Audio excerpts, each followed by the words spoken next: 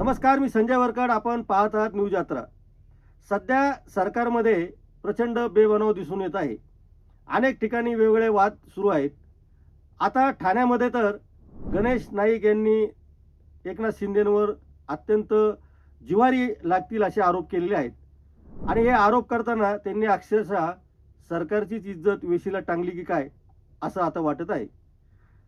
एकनाथ शिंदेंच्या काळामध्ये किंवा मागच्या काही काळामध्ये एकनाथ शिंदेंच्या पुढाकाराने नगरविकास खात्यामध्ये प्रचंड गैरव्यवहार झाला, भूखंडाचे घोटाळे झाले असं सांगताना गणेश नाईक यांनी वापरलेले शब्द खरं म्हणजे या सरकारची मान खाली घालायला लावणारे आहेत. गणेश नाईक थेट म्हटले की ज्या मंत्रिमंडळामध्ये मी आहे त्याच मंत्रिमंडळामध्ये अशा प्रकारचे मंत्री असल्यामुळे मला तिथं बसायची सुद्धा लाज वाटते. आता खरं म्हणजे गणेश नाईकांच्या या विधानामुळं सरकारला खरंच लाज वाटत असेल तर त्यांनी गणेश नाईक यांच्या तक्रारींची दखल घ्यायला हवी. दुसऱ्या बाजूने एकनाथ शिंदेंनी या सगळ्या प्रकरणावर एका वाक्यात उत्तर दिलं आणि ते उत्तर असं होतं की श्रीकांत शिंदेंनी जे काही त्याला उत्तर द्यायचे ते दिलेलं आहे, त्यामुळे मी बोलणार नाही. श्रीकांत शिंदे यांनी सुद्धा गणेश नाईकांवर तोफ टाकताना त्याला राजकीय रंग दिला, परंतु त्यांच्यावर झालेल्या आरोपाचा इन्कार केला नाही.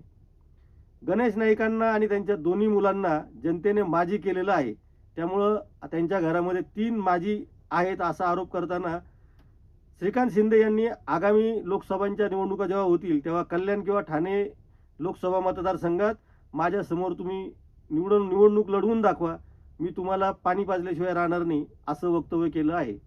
खरं म्हणजे एका सरकारमधील 2 पक्षाचे 2 नेते अशा पद्धतीने वाद करत असताना आणि त्यातही विशेषतः हे प्रकरण भ्रष्टाचाराशी संबंधित असताना मुख्यमंत्री देवेंद्र फडणवीस कुठलीही भूमिका घेताना दिसत नाही.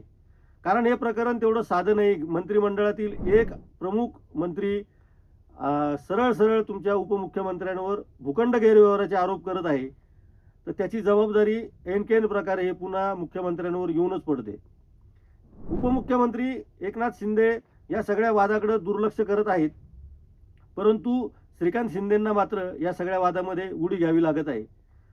एकनाथ शिंदेंवर झालेले आरोप अत्यंत गंभीर आहे. खरंच भूखंड घोटाळे झाले असतील तर नैतिक जबाबदारी स्वीकारून त्यांनी राजीनामा द्यावा अशी मागणी सुद्धा आता विरोधी पक्ष करताना दिसत नाही. कारण विरोधी पक्ष हा इतका बॅकफुटवर जाऊन बसलेला आहे की सत्ताधारी पक्षाच्या भांडणामध्ये तोंड खुपसण्याची सुद्धा त्यांची हिंमत होताना दिसत नाही. दुसऱ्या बाजूने एकनाथ शिंदेंच्या मदतीला किंवा श्रीकांत शिंदेंच्या मदतीला निलेश राणे हे पुन्हा मैदानात उतरलेले आहेत. त्यांनी गणेश नाईकांवर प्रचंड आरोप करताना वन मंत्री कशा पद्धतीने भ्रष्टाचारात गुंतले आहेत असा आरोप केला. म्हणजे आधी गणेश नाईकांनी एकनाथ शिंदेंवर भ्रष्टाचाराचे आरोप करायचे, नंतर निलेश राणेंनी गणेश नाईकांवर भ्रष्टाचाराचे आरोप करायचे आणि देवेंद्र फडणवीस यांनी या सगळ्या प्रकरणामध्ये मौन बाळगायचे. हे असं कोणतं सरकार आहे असा प्रश्न कुणालाच पडत नाही.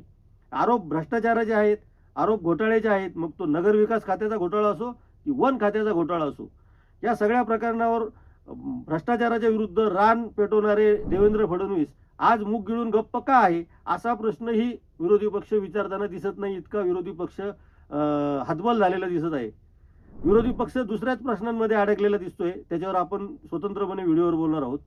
पण गणेश नाईक आणि एकनाथ शिंदेंच्या वादाचं मूळ कारण हे जरी राजकीय असलं तरी त्यांनी जे हत्यार उपसलेले आहे ते भ्रष्टाचारांच्या प्रकरणाचं आहे. मग तो गणेश नाईकांच्या वन विभागातला भ्रष्टाचार असू द्या अथवा नगरविकास खात्यामधील एकनाथ शिंदेंच्या संबंधित असलेलं भ्रष्टाचार असू द्या, ही भ्रष्टाचाराची प्रकरणं तुम्ही राजरोसपणे सत्ताधारी पक्षाचे लोक माध्यमांसमोर येऊन मांडतायत, लोकांना विषय देत आहेत आणि सरकार मात्र यावर कोणी भूमिका घेत नाही. आणि सरकार म्हणजे अर्थातच मुख्यमंत्री देवेंद्र फडणवीस या सरकारचे प्रमुख आहेत, त्यामुळे सरकार म्हणजेच देवेंद्र फडणवीस असा त्याचा अर्थ होतो.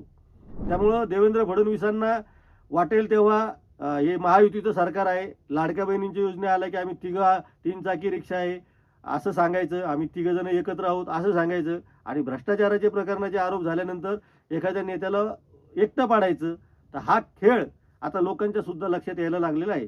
त्यामुळं गणेश नाईकांनी केलेल्या आरोपांच्या बाबतीमध्ये तुम्ही एकतर एकनाथ शिंदेंची बाजू घ्या किंवा गणेश नाईकांची बाजू घ्या, काहीतरी एक भूमिका देवेंद्र फडणवीसांना घ्यावी लागणार आहे, ती घेताना दिसत नाही. त्यामुळे म्हातारी मेल्याचं दुःख नाही पण काळ सोकावतो आहे अशी काहीशी परिस्थिती सध्या झालेली दिसते आहे. आजच जर या सगळ्या भ्रष्टाचाराच्या प्रकरणाला जर आपण गांभीर्याने घेतलं नाही तर उद्या राजरोसपणे भ्रष्टाचाराचे आरोप होत राहतील. हे आरोप काही विरोधी पक्षांनी केलेले नाही, हे सगळ्यात महत्त्वाचं आहे. विरोधी पक्षांनी केलेल्या आरोपाकडं राजकारण म्हणून बघितलं जातं. याही प्रकरणामध्ये चढाओढीचं राजकारण आहे, वर्चस्वाचं राजकारण आहे, असं जरी मानलं तरी दोन्ही प्रकरणं फार गंभीर आहे.